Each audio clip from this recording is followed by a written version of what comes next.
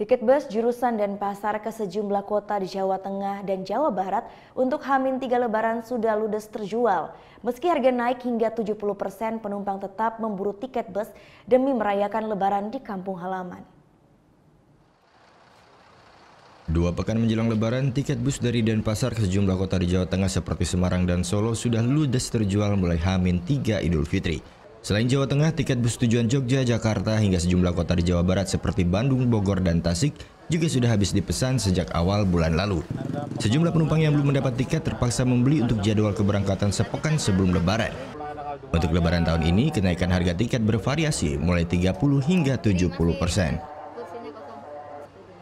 Meski cukup berat dengan harga tiket yang mahal, calon pemudik tetap berangkat demi berlebaran di kampung halaman. Ya sebetulnya sih memberatkan, tapi karena memang ya setahun sekali ya mungkin ya wajar lah. Yang penting tidak terlalu banyak naiknya, itu masih bisa diterima. Ya.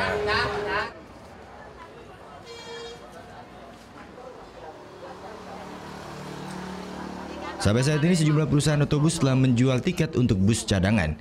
Namun ada juga perusahaan yang tidak menyediakan bus cadangan bagi calon pemudik. Kalau untuk pahala nggak ada bus cadangan ya?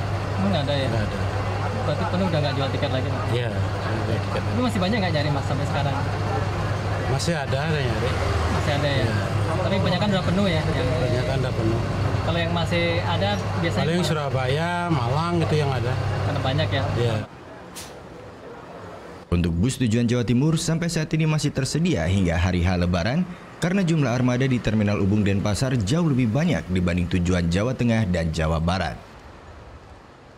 Muhammad Zainuddin melaporkan untuk NET.